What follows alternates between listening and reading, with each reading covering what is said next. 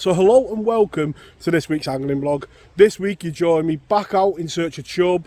It's the first session after Christmas and hopefully in this short morning session we can put a few chub on the bank. Before we do get into this vlog, I just want to say thank you to everybody that has been leaving such nice comments on the channel. If you are new around here, please hit that subscribe button and like the video if you enjoy it. And welcome to the channel. So arriving on the bank today, as you can see on screen, there's a bit of a frost on the ground, there's a nip in the air, but it's certainly a lot warmer than the last time we were on the bank when there was that snow on the ground and it was freezing cold. I really am a great believer that if you put the effort in, it will always equal success. And getting out on the bank when it was freezing cold to locate them chub, it's pretty easy this morning where to come and target them. If you find them chub when it's that cold, that is where they're going to be pretty much all winter. So it's that swim that we're going to be setting up today. Let's waste no time, let's take a look at the swim, the setup and how we're going to approach it. So we're in the swim now and as you can see it's a lot clearer than last time we were on, which is going to make it a bit harder. Obviously clearer conditions, you'd prefer a little bit of colour, but we may well get that today if the predicted rain does arrive. Turning around into the swim, you can see got that lovely dark water. You can see here, that's where we were catching the chub last time, so a lot more clearer, but we've got that lovely dark water to go over. So hopefully we just go that little bit further out round about where that leaf is. It's a bit shallower because we know the deeper water was under here, but we can try and get the chub where we want them. Looking at the side tray, over the Christmas period it is hard to keep bait, so we've got some casters that have turned from around about 4 to 5 pints of maggots I got before Christmas. Got some of that beautiful Hinders hemp, and I cooked that up last night. So looking at this one, it does look like casters, but as you can see there, they've come off since last night. So hopefully a few more will turn today. I can riddle them when I get home and I'll get a few more casters for tomorrow.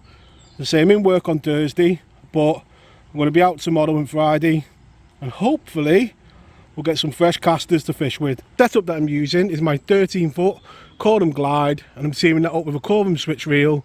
That's down to a 0.6 gram fine line afloat. I've got 3 number 4s down to a size 18 hook. So you can really see there just how many casters are coming off them maggots.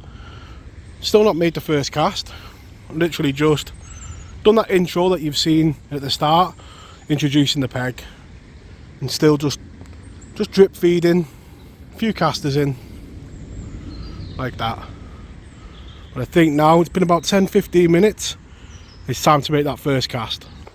So hooking the caster, I was always taught as a kid to hide it in the bait. Unless you're using a double, then obviously you can't do it, but as you can see there, that hook is completely buried in that caster. And that's just how I was always taught.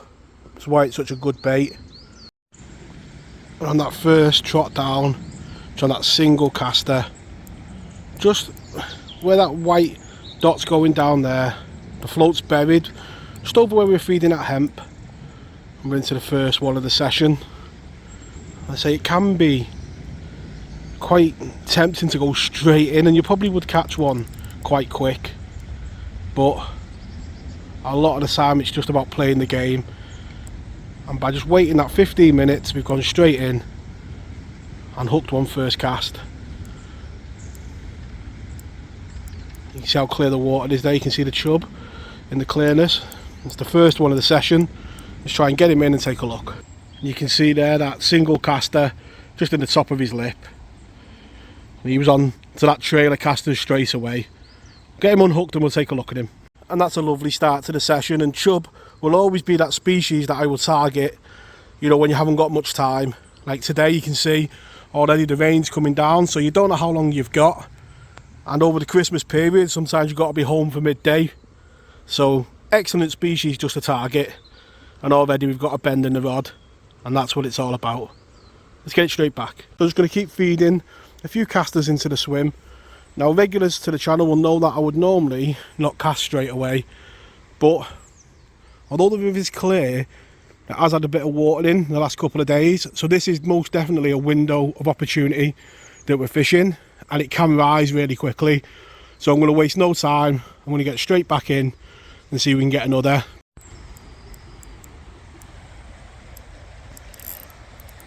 key to it, just to take your time. And so this one, heading for that snag, knows all about it. So you've got to take your time and no rush, although we are, I think, against the clock today a little bit. Just gone straight back down and hooked another one. You can see there the clarity of the water, and that is the first thing that will change. The first sign we'll get that there's a bit of water coming in is that bit of clarity going. It shows if you put that hard work in, you know, in the freezing cold, and find the chub in winter, these chub really won't move now until it warms up and it's spawning time next year. And that's how you can get reward for the hard work you put in. We'll get this one in and take a look at it. So there we go, chub number 2, and it's already been worth the effort, hasn't it? And we know from this swim it can produce a couple of fish. So yeah, that's how you can use that hard work, and then you can just drop on and get a few bites. So the channel is growing week on week, and thank you all for those that subscribe. What it means is sometimes the same questions do get asked, so I'll cover them in the video, and one of them that seems to come up when I do a chub video is keep nets.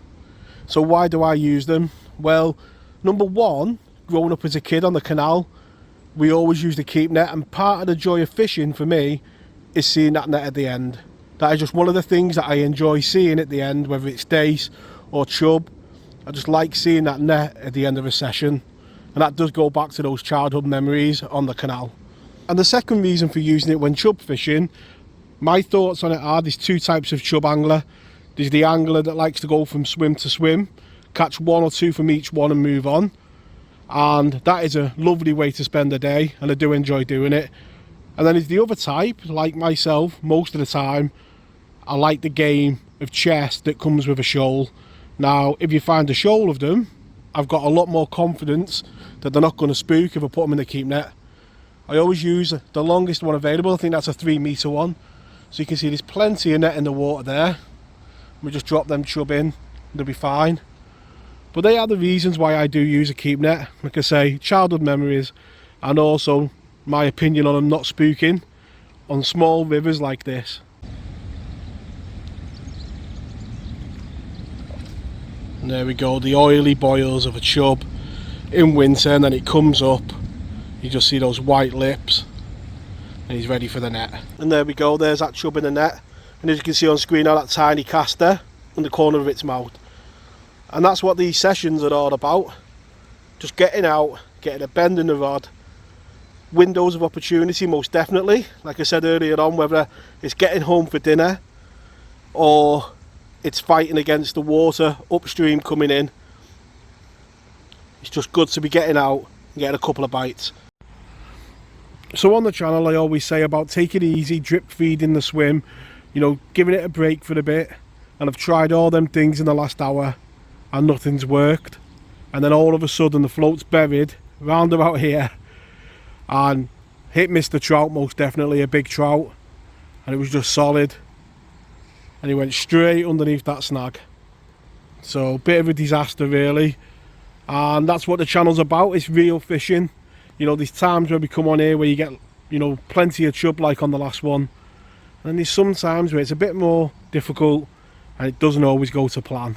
So on the channel I always do talk about losing chub and how bad it is. And today's a prime example. We had those 3 chub really early on. Then a bit of a gap like you'd expect. And then when we hit the next one and lost it, it's been a good hour now without a bite. We've probably got an hour of the session left, so I'm going to keep on persevering. But what I thought would be nice is if you pop in the comments below your highlight of 2022. And what I'll do now is I'll play a bit of B-roll of the best bits that I've enjoyed on the vlog of 2022. When we wake, hear the birds and see the sun. Side by side our fears are done. Oh, the good times just begun. Oh, we know what we have, let's hold on tight. Found what we're looking for in life. Call us crazy, but things are finally right. With you and I, the future is bright.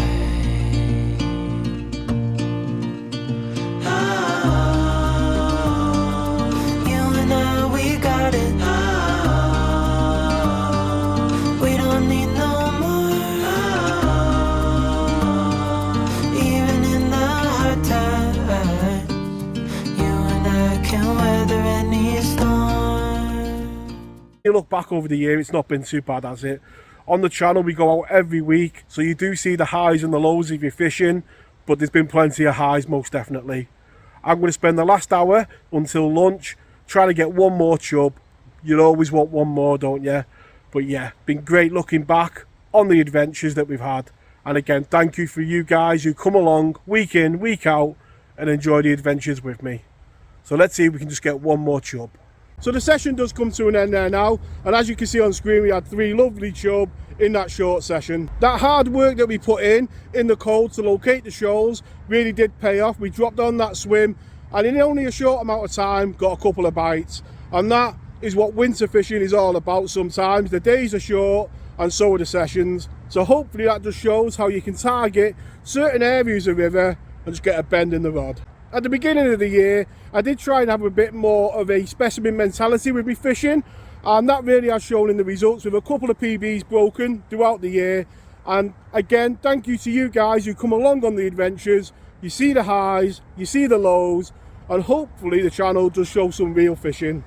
All that remains now is to wish you all a happy new year. I hope you all have a great 2023 with plenty of PBs. Tight lines if you're out this weekend, and I'll catch us all next week. Tight lines.